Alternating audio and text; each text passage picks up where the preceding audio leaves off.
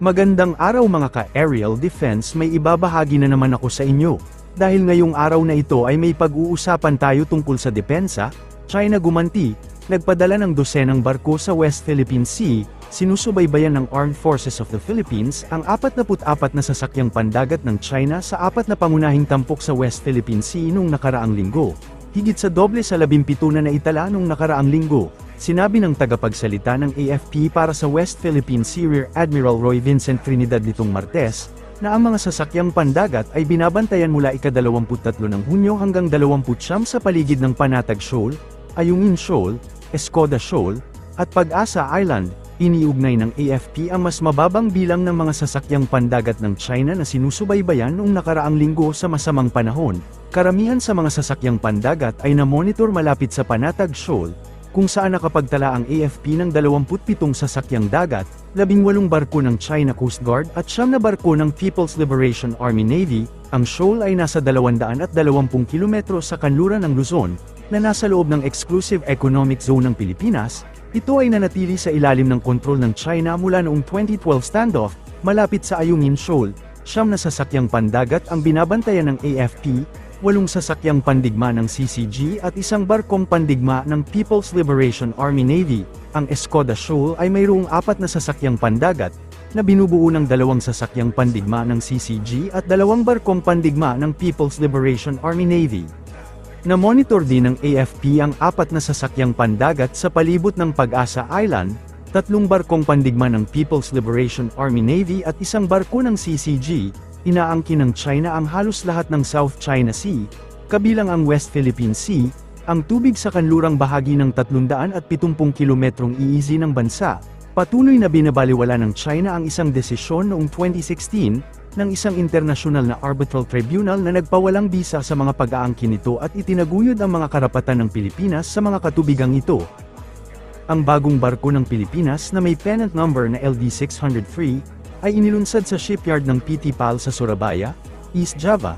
Ang ikatlo at ika-4 na sasakyang pandagat ay nagtatampok ng ilang pagbabago at pagpapahusay na hiniling ng Pilipinas, kabilang ang isang mas malaking side ramp door at isang mas malaking deck ng sasakyan upang mapagan ang embarkasyon at pagbaba at upang payagan ng mga barko na magdala ng mas malalaking sasakyan. Ang parehong LPD ay magdadala ng 2 landing craft utility, na hiniling din ng Pilipinas mula sa Indonesia, kasunod ng paglulunsad. Sasailalim ang barko sa outfitting, harbor acceptance tests, at sea acceptance tests bago ihatid sa Philippine Navy sa huling bahagi ng taong ito. Ang launching ceremony ay dinaluhan ng mga opisyal mula sa 2 bansa, kabilang ang Flag Officer in Command ng Philippine Navy at ang Vice Chief of Staff ng Armed Forces of the Philippines. Sinabi ng CEO ng PT PAL, na ang pagtatayo ng parehong mga sasakyang dagat ay nahaharap sa mga pag-udlot sa supply chain at mga pagsasaayos ng schedule dahil sa mga geopolitical challenges.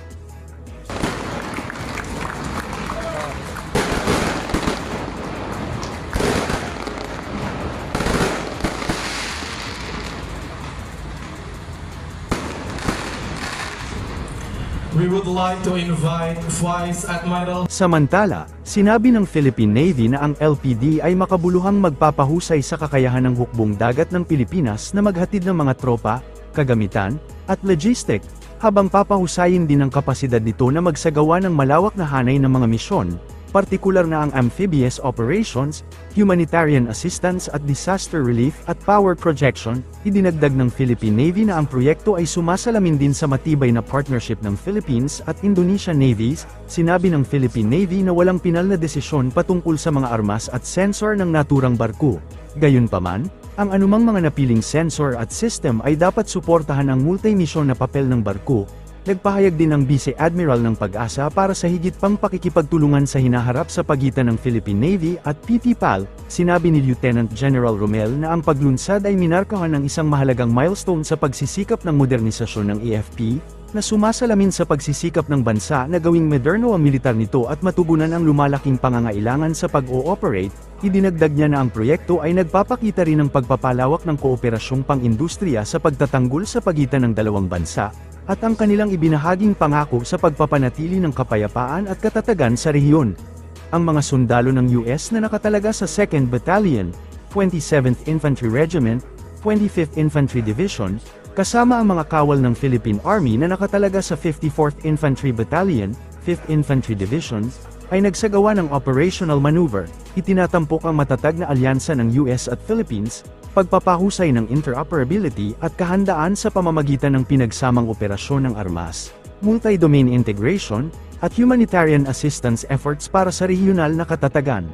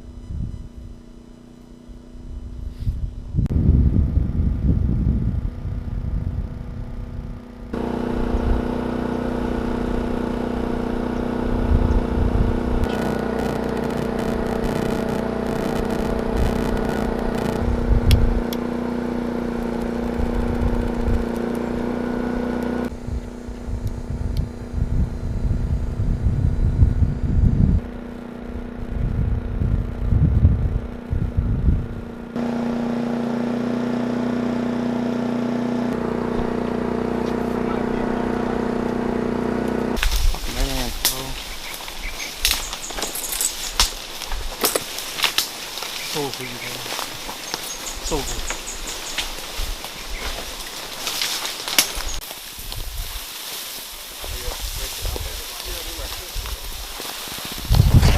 Contact, if it's a platoon size element, Yeah. our entire platoon will be the base of fire, Okay. and you guys will flank around. Split your team in half so I can still.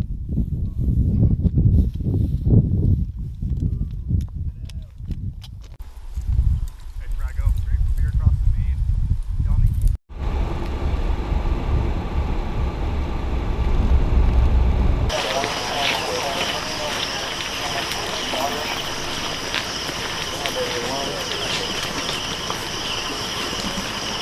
Right here. What's up?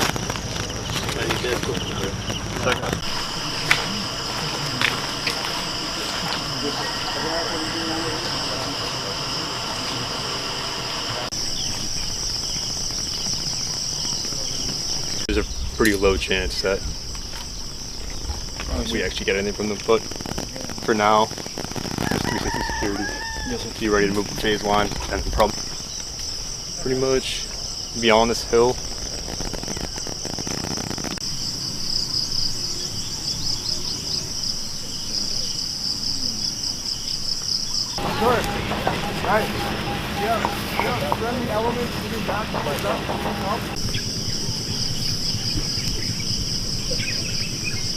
Alien pack will be an ISB or a Humvee.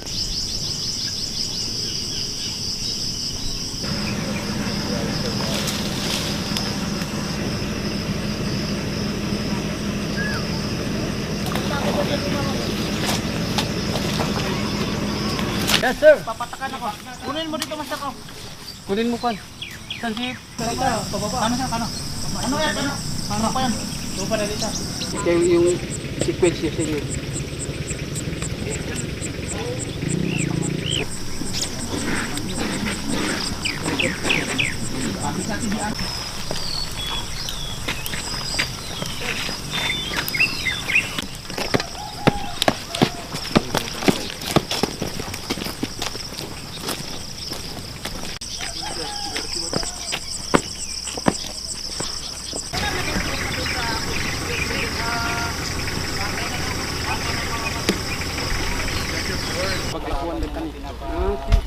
Sa loob kami sa gilid ng